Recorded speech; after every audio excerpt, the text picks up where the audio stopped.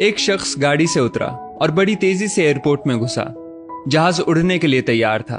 उसे किसी कॉन्फ्रेंस में पहुंचना था जो खास उसी के लिए आयोजित की जा रही थी। वो अपनी सीट पर बैठा और जहाज उड़ गया।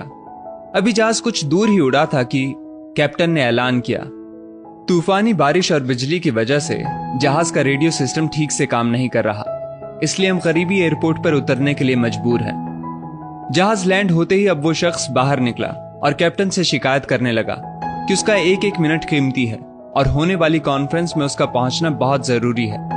पास खड़े दूसरे मुसाफिर ने उसे पहचान लिया और बोला, डॉक्टर पटनायक, आप जहां पहुंचना चाहते हैं टैक्सी द्वारा यहां से केवल 3 घंटों में पहुंच सकते हैं। डॉक्टर ने उस शख्स का शुक्रिया अदा किया और टैक्सी लेकर निकल पड़ा। लेकिन ये क्या, आंधी तूफान और मूसलाधार बारिश ने गाड़ी का चलना मुश्किल कर दिया। फिर भी ड्राइवर गाड़ी चलाता रहा। अचानक ड्राइवर को एहसास हुआ कि वो रास्ता भटक चुका है। नाउमीदी के उतार चढ़ाव के बीच उस शख्स को एक छोटा सा घर दिखा।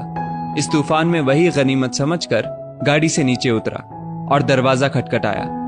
आवाज आई, जो कोई भी है अंदर आ जाए, दरवाजा खुला है। अंदर एक बुढ़िया आसन बिछाए भगवत गीता पढ़ रही थी। उसने कहा, माँ जी, अगर इजाजत हो तो आपका फोन इस्तेमाल कर लूं। बुढ़िया मुस्कुराई और बोली, बेटा, कौन सा फोन? यहां ना बिजली है ना ही फोन। लेकिन तुम बैठो, सामने चरणामृत रखा है, पी लो, थकान दूर हो जाएगी। और खाने के लिए भी कुछ ना कुछ फल मिल जाएगा, खा लो ताकि आगे सफर के लिए कुछ शक्ति आ जाए। डॉक्टर ने शुक्रिया अदा किया और चरणामृत पीने लगा। बुढ़िया अपने पाठ में खोई थी कि डॉक्टर की नजर उनके बगल में पड़ी। एक बच्चा कंबल में लिपटा पड़ा था जिसे बुढ़िया थोड़ी थोड़ी देर में हिला देती थी। बुढ़िया ने पाठ समाप्त किया तो डॉक्टर ने कहा, माँ जी, आपके स्वभाव और एहसान ने मुझ पर जादू कर दिया है। आप मेरे लिए भी दुआ कर दीजिए, ये मौसम साफ हो जाए।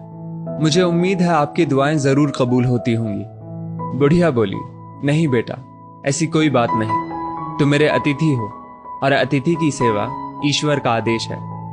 मैंने तुम्हारे लिए भी दुआ की है। परमात्मा का शुक्र है, उसने मेरी हर दुआ सुनी है। बस एक और दुआ मैं उससे मांग रही हूं, शायद जब वो चाहेगा उसे भी कबूल कर लेगा। कौन सी दुआ? डॉक्टर ने पूछा। बुढ़िया बोली, ये जो 4 साल का बच्चा तुम्हारे सामने अधमरा पड़ा है, मेरा पोता है। ना इसकी माँ जिंदा है ना ही बाप। इस बुढ़ापे में इसकी जिम्मेदारी मुझ पर है। डॉक्टर कहते हैं इसे कोई खतरनाक रोग है जिसका वो इलाज नहीं कर सकते। वो कहते हैं एक ही नामवर डॉक्टर है। क्या नाम बताया था उसका? हाँ, याद आया, डॉक्टर पटनायक। वो इसका ऑपरेशन कर सकता है। लेकिन मैं बुढ़िया कहाँ उस डॉक्टर तक पहुंच सकती हूँ? बच्चे को लेकर जाऊं भी तो पता नहीं वो देखने के लिए राजी भी हो या नहीं। बस अब बंसी वाले से यही मांग रही थी कि वो मेरी मुश्किल आसान कर दे। डॉक्टर की आंखों से आंसुओं का सैलाब बह निकला।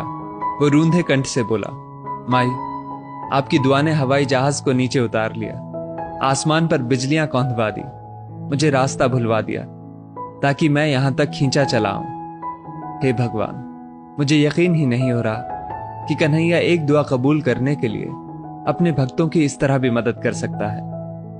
दोस्तों, वो ईश्वर सर्वशक्तिमान है। जहां इंसान बेबस हो जाता है वहीं से उसकी परम कृपा शुरू होती है। यदि इस वीडियो ने आपका दिल छू लिया हो तो इसे लाइक शेयर अवश्य करें और ऐसी ही बेहतरीन वीडियोस के लिए हमारा पेज जरूर फॉलो कर लें। धन्यवाद।